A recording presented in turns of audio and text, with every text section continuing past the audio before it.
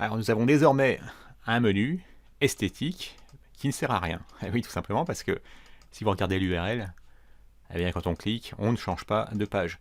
Et tout l'intérêt d'Angular, c'est de vous permettre de créer des SPA, Single Page Application.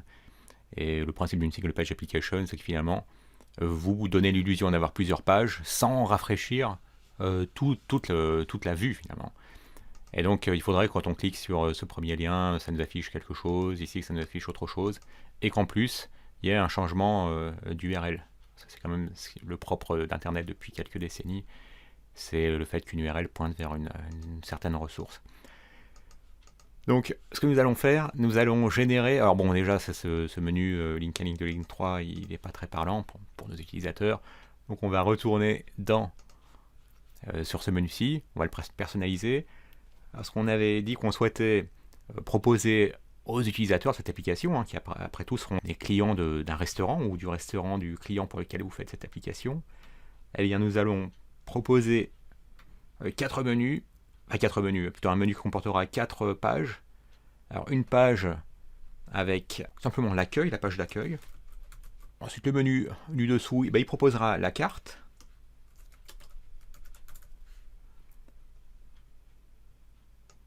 Le troisième lien proposera d'aller sur la page de réservation. Puis on a besoin d'un petit quatrième lien qu'on va appeler simplement contact. Ça permettra à l'utilisateur, au client potentiel, de savoir quelle est l'adresse du restaurant et pourquoi pas de le localiser sur une carte Google Maps. Donc si on regarde maintenant à quoi ressemble notre application, bon voilà, c'est déjà personnalisé, bon, sauf que de nouveau ça ne navigue nulle part. Tout simplement parce que pour l'instant nos liens, ils pointent vers le dièse, c'est-à-dire en local, sur un endroit local de cette page, mais vers rien du tout. Et nous, ce qu'on aimerait, c'est avoir un vrai système de routage. Alors on va commencer pour avoir quelque chose vers quoi router, créer une page correspondant à l'accueil, une page correspondant à la carte, une page correspondant à réserver, une page correspondant à contact. Ça va se faire de nouveau grâce à Angular CLI et grâce à la commande generate, donc ng pour Angular CLI. Alors generate, j'ai tendance à utiliser que G au lieu de taper generate en entier.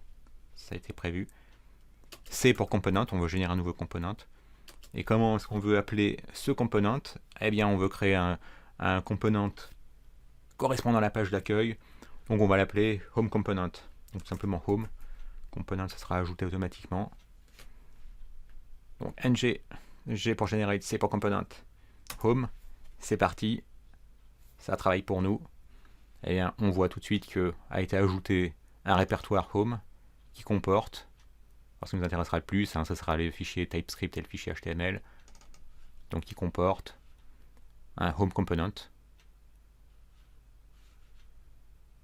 et avec comme unique contenu home works. Répétons l'opération pour ajouter un component correspondant à la carte. Alors comme c'est culinaire et que quand vous voyagez, vous vous rendez compte que les termes culinaires, ça fait bien de les dire en français, donc pas la peine de chercher le mot anglais pour carte. On va simplement faire un ng, generate component, et un component qu'on va appeler carte, avec un C majuscule. Voilà. Voilà. Même principe, ça nous a créé un répertoire qui comporte de components. Ce qui nous intéresse le plus, c'est de nouveau le fichier TypeScript avec le décorateur de components, et vous avez compris le principe, ça dira simplement carte works. Alors, il nous reste plus qu'à faire la même chose sur les deux dernières pages. La page pour réserver, on va simplement l'appeler reserve. Alors en appuyant sur la flèche sur le haut, on appelle la dernière commande. On n'a plus qu'à changer le nom du component, donc ng generate component, et celui-ci on va l'appeler reserve, tout simplement reserve. C'est le même mot en anglais.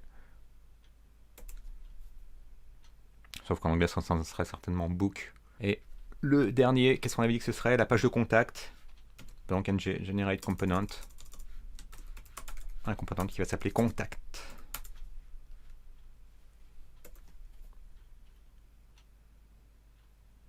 Voilà. Donc maintenant, on a bien 4 répertoires qui ont été ajoutés, correspondant au component. Et si on va dans le module, ça c'est pratique également, Visual Studio Code le fait pour nous. Eh bien, il nous importe ces components, ils ont été créés, comme devant chaque componente, il y a le mot-clé export, c'est-à-dire que ça nous permet de l'importer ici dans le module, eh bien on importe home component depuis, là on va chercher un répertoire home qui comporte home component, et à partir d'ici, on a bien un répertoire home qui comporte home component, tout va bien. Il n'y a pas d'extension, mais ça correspond au TypeScript. Donc ça correspond à ce component-ci, et on peut l'importer parce qu'il y a eu cet export, et c'est un component parce qu'il y a son décorateur add component. Voilà, donc c'est toujours la logique qu'on a vue depuis le début. Même chose avec carte, même chose avec reserve component, même chose avec context component.